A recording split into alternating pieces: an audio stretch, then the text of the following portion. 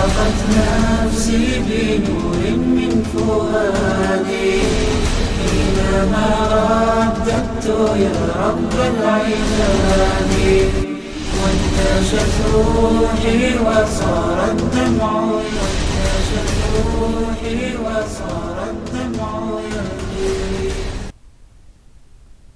السلام علیکم ورحمۃ اللہ وبرکاتہ. نحمده ونصلي على رسوله الكريم اما بعد فاعوذ باللہ من الشیطان الرجیم بسم اللہ الرحمن الرحیم وانتم الاعلون ان کنتم مؤمنین صدق اللہ العظیم. محترم ناظرین کرام، سٹی انڈیا ٹی وی کے پروگرام پیغام دین میں آپ سب کا استقبال ہے. تاریخ بیت المقدس آپ کے سامنے سلسلہ وار ایپیسوڈز کی شکل میں پیش کی جا رہی ہے، جس کا یہ الحمدللہ 33واں ایپیسوڈ ہے. 33 پارٹ آپ کے سامنے پیش کیا جا رہا ہے. محترم ناظرین کرام، اسرائیل نے وقتاً فوقتاً موقع بموقع اپنی مکاریوں اور اپنی عیاریوں اور اپنی چال بازیوں سے کام لے کر اپنے قدم جمانے شروع کیے. جب اس کی ریاست قائم ہوئی اس وقت تو مسلمانوں کو بڑا دھکا پہنچا ہی تھا، لیکن پھر آہستہ آہستہ چلتے چلتے اس نے بیت المقدس پر مکمل قبضہ کر لیا. بیت المقدس پر اسرائیل نے جو قبضہ کیا ہے وہ 1967 عیسوی میں 1967 کی جو جنگ تھی اس میں اسرائیل نے امریکہ اور برطانیہ کی واضح مدد کی وجہ سے نہ صرف مصر و شام و اردن کے جنگی و معاشی اہمیت کے حامل علاقوں پر بلکہ سارے شہر قدس پر مع مسجد اقصی قبضہ کر لیا. یہودیوں اور صلیبیوں کے استعماری عزائم کے پشت پناہ ادارے اقوام متحدہ اور اس کی نام نہاد سلامتی کونسل کے ذریعے ان گنت قراردادیں پاس کروائی گئی، جن میں سے کسی ایک پر بھی اسرائیل نے عمل نہیں کیا، کیونکہ ان پر اسرائیل سے عمل کروانا مقصود ہی نہ تھا، بلکہ ان کا واحد مقصد عربوں اور مسلمانوں اور دنیا کی انصاف پسند رائے عامہ کو اگر دنیا میں مسلمان اور عربوں کے تئیدی انصاف پسندی کے کسی تصور کے پائے جانے کو تسلیم کر لیا جائے تو مسلمانوں اور دنیا کی انصاف پسند رائے عامہ کو بیوقوف بنانا تھا. اسی لیے اسرائیل سے کسی ایک بھی قرارداد کے تعلق سے کسی باز پرس نہ کی گئی جائے کہ اس کی گوشت مالی کی جائے. اسرائیل کو اس کے بعد ایٹمی طاقت بنانے میں یورپ اور امریکہ کا بڑا اہم رول رہا ہے. یہی نہیں بلکہ برطانیہ، یورپ اور امریکہ نے اسرائیل کی پہم مادی و عسکری مدد کے ذریعے اس کو عربوں کے بیچ ایک بڑی عسکری اور ایٹمی طاقت بنا دیا. وہ عرصے سے اس پوزیشن میں ہے کہ سارے عربوں کو بیک وقت مزہ چکا کر آس پاس کی عربی ریاستوں کو نگل سکتا ہے. اس نے جب چاہا عراق کے ایٹمی ری ایکٹر پر حملہ کر کے اس کو تباہ و برباد کر دیا. اس نے ابھی نومبر 2007 میں شام کے خفیہ عسکری ٹھکانوں کو نشانہ بنایا. وہ اب ایران کے ایٹمی ری ایکٹروں کو تنی تنہا امریکہ کے ساتھ تباہ کرنے کی سوچ رہا ہے. وہ جب چاہتا ہے لبنان پر حملہ اور قبضہ کر کے ہزاروں باشندوں کو تباہ و تاراج کر دیتا ہے. پھر اس کے بعد جو فلسطینیوں پر ظلم و تشدد کا آغاز ہوا ہے وہ بالخصوص آپ کے سامنے پیش کیا جا رہا ہے. 1967 کے بعد ہی سے فلسطینیوں کو روزانہ اس طرح مار کاٹ رہا ہے کہ ان کے رہائشی علاقوں کو جس طرح ایک بڑی جیل خانے میں تبدیل کیے ہوئے ایک عقوبت خانہ اس کو بنا دیا ہے. زمین کی وسعت اور اس کی کشادگی کے باوجود اسرائیل نے فلسطینیوں کے لیے زمین کو ترک کر دیا. وہ جس طرح عمر سن اور جنس کی تفریق کے بغیر فلسطینی بچوں، بوڑھوں، عورتوں اور مردوں کو روزانہ تہ تیغ کر رہا ہے اور مکانوں کو مکینوں پر ڈھاتا رہتا ہے، اور جس طرح ان کے خطوں میں ہماگیر معاشی ناکہ بندی کے ذریعے انسانی بحران پیدا کرتا رہتا ہے، یہ ساری کی ساری چیزیں دنیا والے دیکھ رہے ہیں. اقوام متحدہ کے اندھے بہرے ذمہ داروں و اہل کاروں کے علم میں ملا کر یہ سب کچھ کیا جا رہا ہے. لیکن اسرائیل کے خلاف تعذیبی کارروائی تو درکنار، اہل صلیب بالخصوص امریکہ جو جنگ عظیم دوم 1939 مطابق 1945 عیسوی کے وقت سے صہیونی ریاست کے قیام و استحکام کے حوالے سے زیادہ پیش ہے، اس کے تئیں کوئی مذہبی قرارداد بھی پاس ہونے نہیں دیتا، اور طاقت، سازش اور عیاری کے ذریعے وہ صرف صہیونی عزائم کی تکمیل کی شاہراہ کی تعبیر میں جٹا رہتا ہے. 1975 تک عربوں کا اس بات پر مکمل اتحاد رہا کہ اسرائیل کی ریاست ناجائز ہے.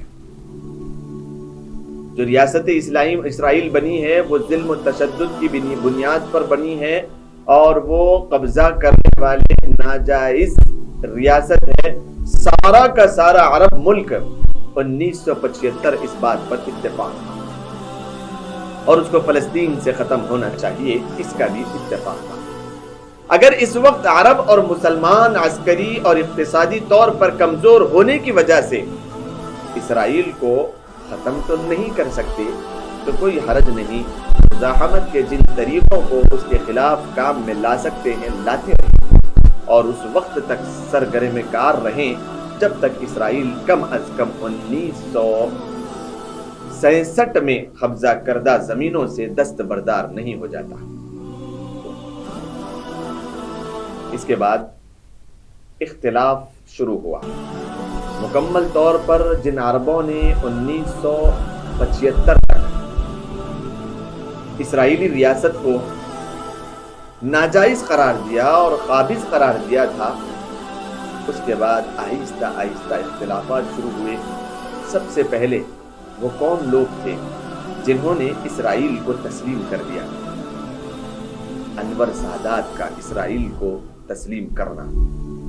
1975 میں مصری صدر محمد انور سادات 1337 ہجری مطابق 1918 ہجری عیسوی نے ریاست اسرائیل کا دورہ اور اس کے بعد امریکہ کی سرپرستی میں اس کے ساتھ معاہدے امن کر کے، جس کے ذریعے انہوں نے ریاست اسرائیل کو تسلیم کر لیا، عربوں کے اتحاد میں پہلی مرتبہ رخنہ ڈال دیا.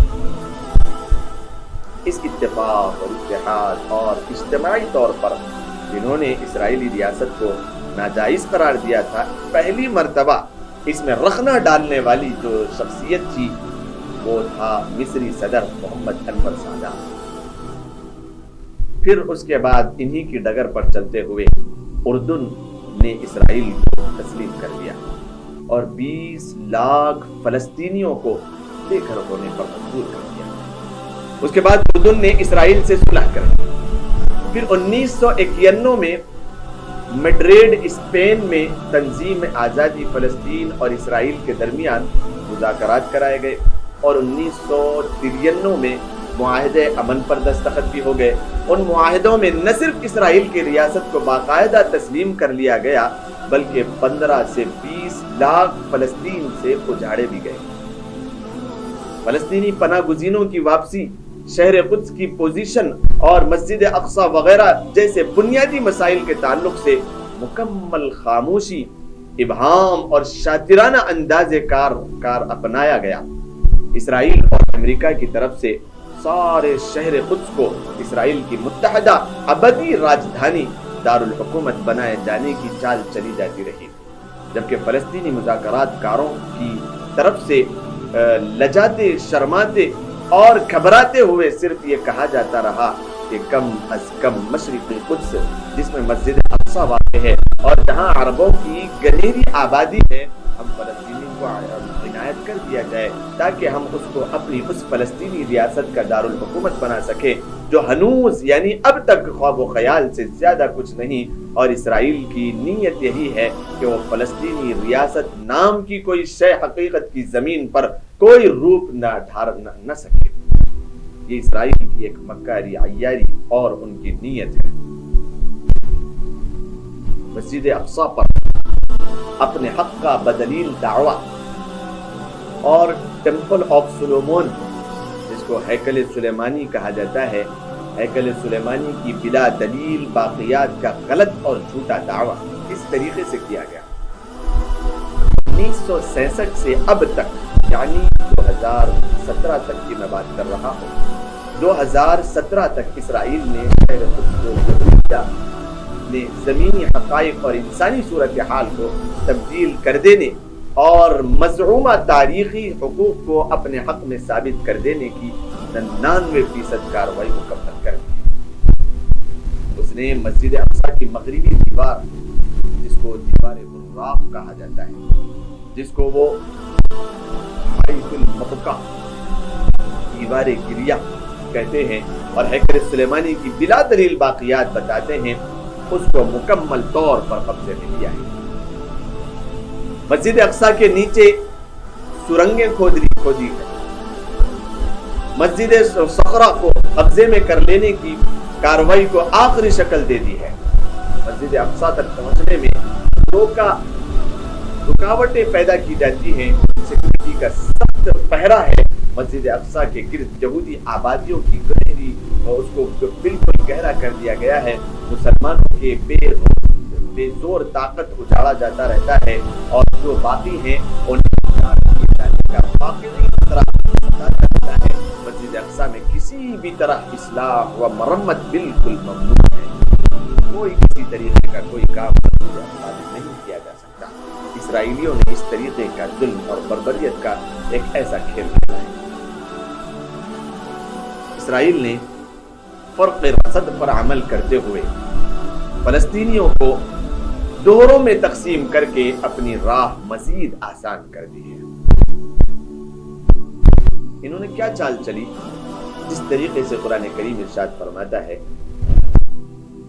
کہ مسلمان اگر آپس میں اختلاف اور افتراق کا شکار ہو جائیں گے تو قرآن کریم خود ارشاد فرماتا ہے کہ مسلمانوں اس بات کو اپنے ذہن نشین کر لو کہ اگر تم ٹکڑیوں میں بٹ جاؤ گے، مسلکوں اور مذہبوں اور عقیدوں کو لے کر اگر تم بٹ جاؤ گے تو پھر تمہارے ساتھ جو ہو رہا ہے وہ ہو کر رہے گا۔ قرآن کریم نے پہلے ہی ارشاد فرمایا کہ تمہارا رعب اور دبدبہ ختم کر دیا جائے گا اور تمہارا جو خوف لوگوں کے دلوں میں ہے اور جو تمہاری سلطنتیں ہیں اور جو تمہاری ریاستیں ہیں اور جو تمہاری ایک ڈھاپ ہے وہ ساری کی ساری آہستہ آہستہ ختم ہوتی چلی جائے گی، اور پھر تمہارے اندر اس اختلاف اور افتراق کی وجہ سے بہت کچھ بگاڑ پیدا ہوگا۔ اور ان اسرائیلیوں نے فلسطینیوں کے درمیان یہی کچھ کیا۔ کس طریقے سے انہوں نے ان عربوں کے درمیان افتراق پیدا کیا، اختلاف پیدا کیا، پھر اپنی منشائی زندگی گزارنے کے لیے کیسا ان لوگوں کا بے جا استعمال کیا اور کیسے پھر ان کو ظلم و تشدد کے گھاٹ اتارا۔ انشاءاللہ اجازت دیں، وقفے کے بعد آپ کے سامنے اس کی تفصیل رکھی جائے گی۔ تب تک کے لیے اجازت دیں۔ السلام علیکم ورحمۃ اللہ وبرکاتہ۔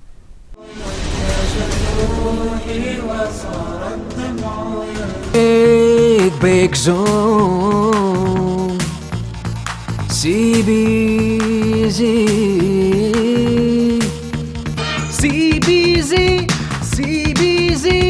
نمبر 1 ہے CBZ۔ کاسمک بیک زون جو شہر محبوب نگر کی مشہور و معروف بیکری ہے، جو ذائقے کے لیے ہی نہیں بلکہ بچوں کو سرور پہنچانے والے ماحول کے ساتھ بڑوں کے ذائقے کا بھی خاص خیال رکھتی ہے۔ ہماری خصوصیت یہ ہے کہ زبان پر رکھتے ہی گھل جانے والے کیک، کارٹون نما کیک، اسپیشل کیک، ایگ لیس کیک یہاں پر دستیاب ہیں۔ اتنا ہی نہیں بلکہ ذائقہ سے بھرپور پیزا، برگر اور کئی اقسام کے آئس کریم اور خاص بسکٹ اور کئی ہمہ اقسام کی بیکری آئٹم اور شیر مال میٹھے کی روٹی، اصلی گھی اور میوہ جات سے بھرپور ڈرائی فروٹ کے روٹ واجبی دام پر یہاں دستیاب ہے۔ آپ اپنے گھروں کی شادیوں اور دیگر تقریبات کے لیے بھی سویگی کے ذریعے اپنا آرڈر بک کروا سکتے ہیں۔ پھر دیر کیوں، تشریف لائیے۔ کاسمک بیک زون جو ریاست تلنگانہ کی جانب سے نمبر 1 بیکری ایوارڈ کا خطاب لے چکا ہے۔ ہمارا پتہ ہے کاسمک بیک زون نزد HDFC bank government hospital road, Mahbubnagar. ایک بار کھانے جو آئے یہاں، بار بار آنے کو چاہے یہاں۔ صرف خوابوں سے نہیں، گھر بنتے ہیں ارادوں سے۔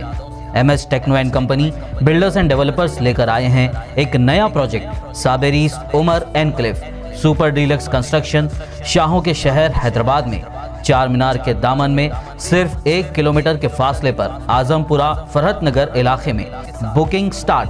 مزید تفصیلات کے لیے رابطہ کریں 9959023786 9959023786 9581528002 9493854625۔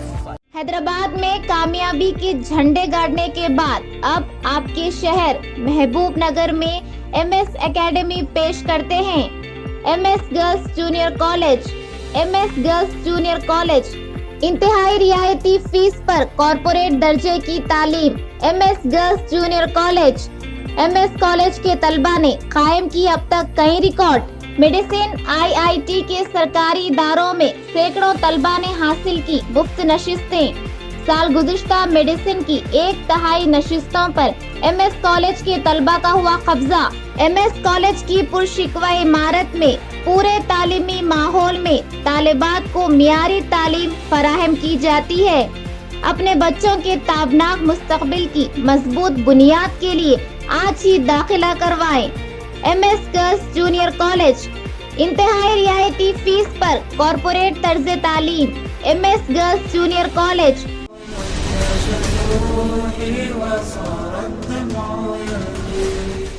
السلام علیکم ورحمۃ اللہ وبرکاتہ۔ محترم ناظرین کرام، وقفے کے بعد پھر آپ سب کا استقبال ہے۔ وقفے پہ جانے سے پہلے آپ کے سامنے اسرائیل نے جو مسلمانوں کے درمیان اور خاص طور پر عربوں کے درمیان فرق رسد پر عمل کرتے ہوئے فلسطینیوں کو دوہروں میں تقسیم کر کے اپنی راہ کو جو آسان کر دی ہے اس کے متعلق بتایا جا رہا تھا۔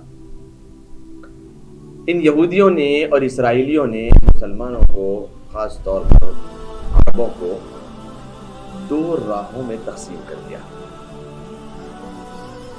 ایک جو پہلے سے ماڈرن تھے، جو پہلے سے یہ چاہتے تھے کہ ہم آزادی ہمیں مل جائے، کیونکہ انہوں نے خود اسلام کے حسن کو اپنے اندر پیدا نہیں کیا اور اسلام کے حسن سے کوئی فائدہ نہیں اٹھایا، بلکہ حسن اسلام کو انہوں نے سمجھا نہیں، پہچانا نہیں، بلکہ اس کی کوشش تک نہ کی، اور دینی تعلیم سے آراستہ اور پیراستہ نہ ہوئے، بلکہ ماڈرن زندگی گزارنے پر اپنے آپ کو گامزن کیا۔ تو پھر اسرائیلیوں نے ان کو آہستہ وقتاً رسد پہنچا کر اور خوب اور مال اور دولت اور تحفے تحائف میں رکھ کر ان کے دلوں کو جیتنے کی مکمل کوشش کی۔ اور جب انسان کے دل میں، ایک مسلمان کے دل میں اللہ کی ذات پہ یقین اور توکل اور ایمان اس کا مضبوط نہیں ہوتا، اللہ کی ذات پہ یقین اس کا مضبوط نہیں ہوتا، اور اسلام کے حسن سے وہ محروم رہتا ہے، تو پھر اس کے لیے مقدر یہی کچھ بنتا ہے کہ اسرائیلیوں نے اپنے پیسوں کو ان کے سامنے ڈال کر، جس طریقے سے کہا جاتا ہے کہ کچھ روٹی کے ٹکڑوں کو ڈال کر ان ماڈرن قسم کے لوگوں کو اپنے قبضے میں کیا، اور ان میں اور جو سچے پکے مسلمان جو اپنے حق کے لیے لڑ رہے تھے، ان دونوں کے درمیان انہوں نے رسا کشی کو ڈال دیا۔ اسرائیل نے سب سے بڑی کامیابی جو حاصل کی وہ یہی ہے کہ اس نے اور اس کے پشت پناہ امریکہ اور یورپ نے فلسطینیوں کو مکمل طور پر تقسیم کر دیا. دو فریق بن گئے. عملاً دونوں ایک دوسرے سے فکری اور عملی سطح پر برسر پیکار رہتے ہیں, ہمیشہ لڑنے کے لیے تیار رہتے ہیں.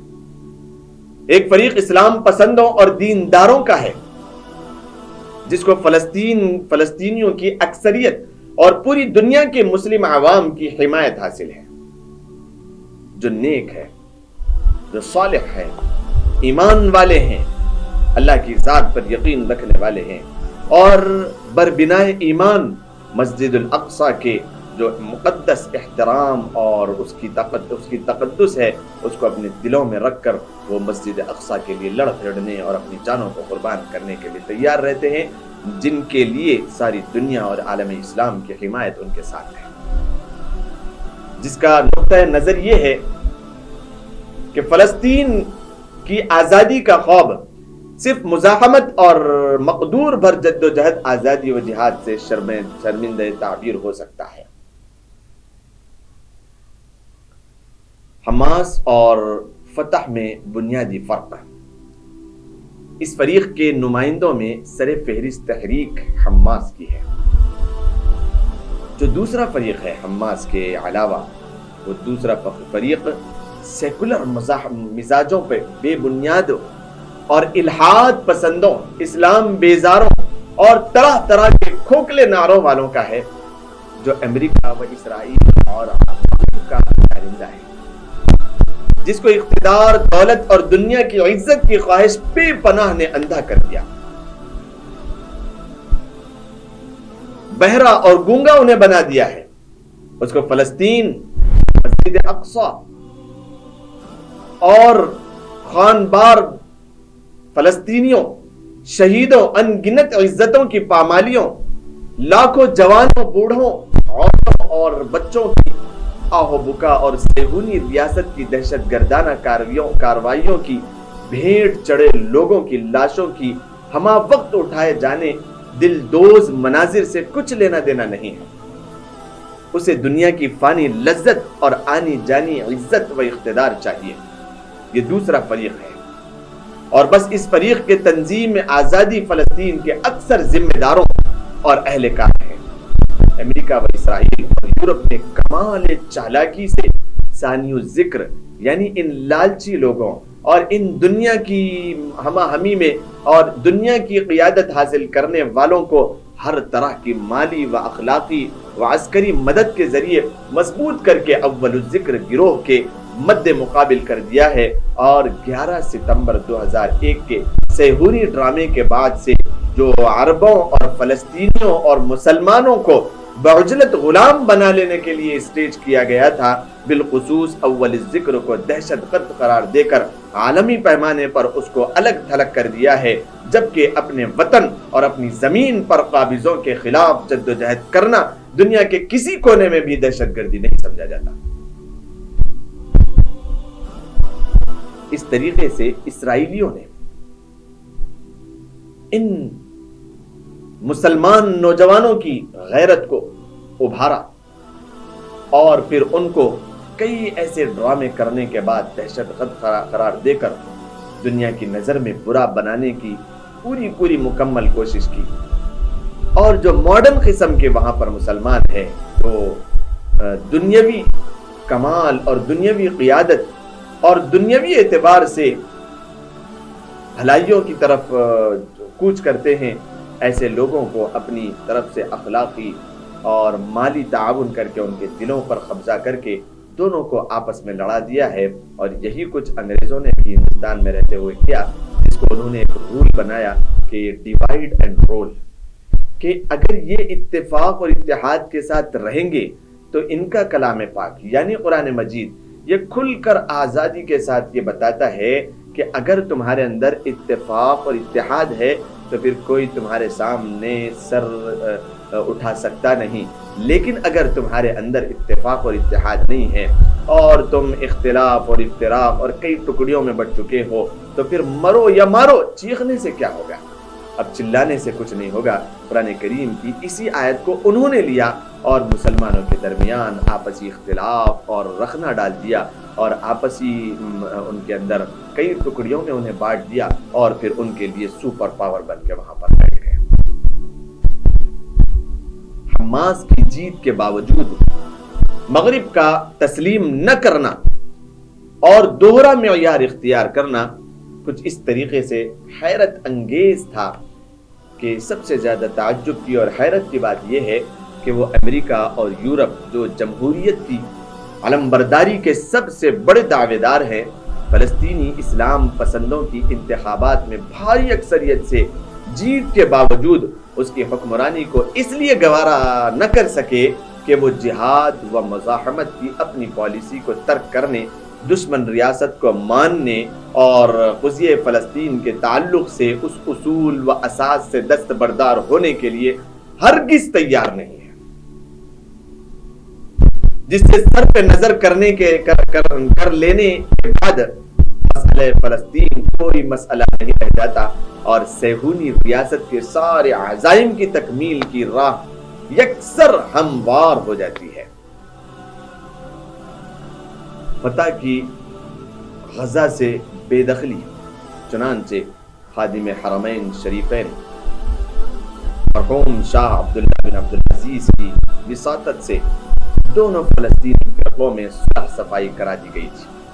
مکہ مکرمہ بلا کر دونوں سے متحدہ قومی فلسطینی حکومت کی تشکیل کے چارٹر پر دستخط لیے گئے تھے، لیکن اسرائیل اور امریکہ یورپ کے مفادات کے یہ کاروائی بھی بالکل یا خلاف تھی، اس لیے ان معقولوں نے اس کوشش کو بھی مسمار کر دیا اور بالآخر سیکولر فریق یعنی محمود عباس و محمد دھلان کی جماعت اور تحریک حماس دونوں کو خانہ جنگی میں مبتلا کر دیا۔ حماس کے جاں بازوں نے محمود عباس کی فتح کی تحریک کارندوں کو رگیڑ دیا اور حماس غزہ کے علاقے پر جون 2007 میں قابض ہو گئی اور اب 2007 1948 ہجری کے اواخر میں بھی یہی صورتحال قائم ہے۔ اس کے بعد غزہ کی جو ناکہ بندی کی گئی، لیکن چونکہ حالات کی ایک کروٹ اسرائیل و امریکہ و مغرب اور ان کے ہم نوا عرب حکمرانوں کی مرضی و مفاد کے بالکل برعکس اور الٹ ہے، اس لیے ایک طرف کو غزہ کے علاقوں اسرائیل کی طرف سے بالمعموم اقتصادی ناکہ بندی اور ہماگیر پائکٹ کے ذریعے وہاں شدید انسانی بحران پیدا کر دیا گیا ہے۔ سینکڑوں بچوں اور بیمار دوا علاج اور لقمہ زندگی سے محروم ہو جانے کی وجہ سے روزانہ لقمہ اجل بن رہے ہیں۔ دوسری طرف نہ صرف فتح تحریک اور محمود عباس کی طرف سے حماس کو طرح طرح سے ستایا جا رہا ہے، بلکہ اسرائیل کو امریکہ و مغرب کی مادی و معنوی دلدادوں، ان کی طرف داری عربی ملکوں کی تائید کے ذریعے غزہ کے سارے باشندوں کو عموماً حماس کے اہلکاروں اور ذمہ داروں کو خصوصاً تحقیق کرتے رہنے اور ان کے خلاف منظم عسکری کارروائی ربع عمل لاتے رہنے کے لیے کھلی اجازت دے دی گئی ہے۔ معاہدات کا دھوکہ دے کر مزاحمتی تحریک کو کچلنے کی سازش، اس مقصد کے تحت کئی کانفرنسیں اور میٹنگیں ہو چکی ہیں۔ ایک کانفرنس امریکہ کے ایناپولس مقام پر 27/11/2007 کو ہوئی ہے، جس میں امریکہ، اسرائیل و مغرب کے ساتھ متعدد عرب ممالک کے نمائندوں نے شرکت کی۔ اس کانفرنس میں جہاں محمود عباس کے لیے مادی امداد اور سیکورٹی کے استحکام وغیرہ کا وعدہ کیا گیا، وہیں اسرائیل کو حماس تحریک اور مزاحمتی گروہ کا صفایا کر دینے کی مکمل اجازت دے دی گئی۔ دوسری طرف محمود عباس کی سے شہر قدس فلسطینی پناہ گزینوں کو کی عدم واپسی اور مسجد اقصی سے دستبرداری کے حوالے سے مزید عملی پیش رفت کا وعدہ حاصل کر لیا گیا ہے۔ مذکورہ کانفرنس کے عمل کو آگے بڑھانے کے لیے پیر کے دن 6 ذی الحجہ 1448 17 دسمبر 2007 کو فلسطین کو امداد دینے کے عنوان سے پیرس میں یک روزہ کانفرنس کی گئی جس میں دنیا کے 90 وفود نے شرکت کی۔ اس کا مقصد محمود عباس کے گروہ کو مدد دے کر حماس اور دیگر اسلام پسندوں پر شکنجہ کسنا تھا۔ اس کانفرنس میں 48 ملکوں اور تنظیموں کی طرف سے 7 ارب ڈالر کی امداد دینے کا وعدہ کیا گیا۔ چونکہ اس کا مقصد بھی صہیونی عزائم کے بروئے کار آنے کی راہ ہموار کرنی اور تحریکی مزاحمت کو کچلنا تھا، اس لیے حماس نے امداد دینے کے اس وعدے کو اپنے خلاف اعلان جنگ قرار دیا ہے۔ پھر اس طریقے سے حالات حاضرہ کے تناظر میں مسلمانوں کا سب سے حساس مسئلہ قضیہ فلسطین ہے، لہذا مسلمان کے لیے ضروری ہے کہ وہ اس قضیے سے متعلق مکمل واقفیت رکھے۔ مذکورہ صفحات میں اجمالی بحث کے بعد اب اس کی تفصیل بیان کی جا رہی ہے اور یہ ثابت کیا جا رہا ہے کہ فلسطین پر صرف اور صرف مسلمانوں ہی کا ہر اعتبار سے حق ہے اور اسرائیل ظالم ہے، اور تو آئیے مکمل تفصیل کے ساتھ اسے جاننے کی مکمل کوشش کرتے ہیں۔ انشاءاللہ اس کے لیے آپ موقع دیں، آئندہ ایپیسوڈ میں اس کی تفصیل آپ کے سامنے پیش کی جائے گی۔ تب تک کے لیے اجازت دیں۔ السلام علیکم ورحمۃ اللہ وبرکاتہ۔ أشرقت نفسي بنور من فؤادي حينما رددت يا رب العباد، وانتشت روحي وصار الدمع ينزل